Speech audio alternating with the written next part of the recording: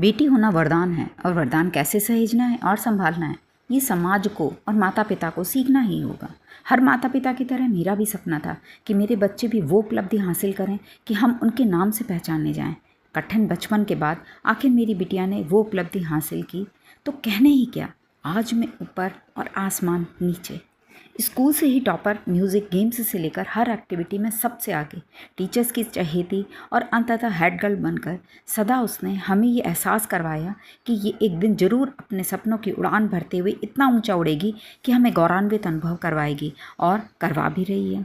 जब एलिट के एग्ज़ाम में उसने पूरे देश में 11वां स्थान हासिल किया तो पूरी धरती पर हमसे कुछ नसीब माता पिता दूसरा कोई नहीं था।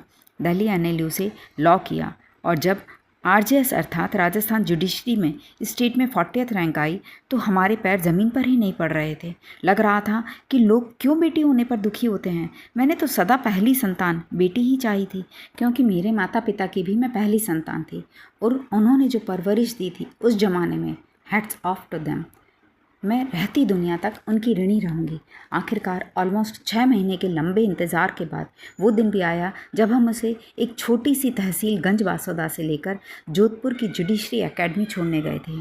जोधपुर की धरती पर ये जैसे हमारे कदम ही नहीं पड़ रहे थे, हम हवा में उड़ रहे थे। ये वक्त हमें बहुत गर्व महसूस करवा रहा था।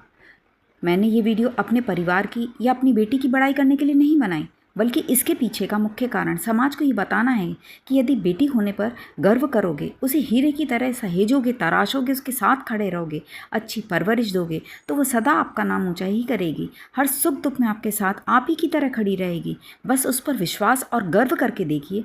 पूरी शिक्षा, संस्कार, समझदारी से उसे भर दीजिए, उसके बाद ही उसे पंख दीजिए तो वो कभी नहीं गिरेगी। विश्वास दिखाइए कि वो हर बात आपसे कर सकती है मन की, वो कुछ नहीं छुपाएगी।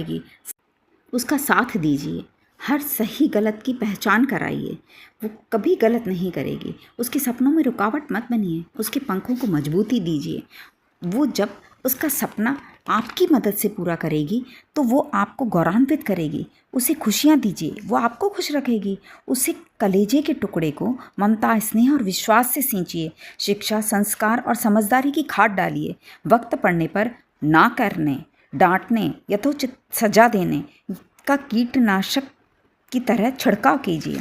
देखिए, इतना मीठा आपकी परवरिश का फल मिलेगा कि आप भगवान का उपकार कभी नहीं भूलेंगे। किसी भी परिस्थिति में आभारी होना मत भूलिए और उसे भी सिखाइए। ये आभार माता पिता, परिवार, प्रकृति, समाज, देश, मित्र एवं हर सहयोगी व्यक्ति और परिस्थितियों को दे।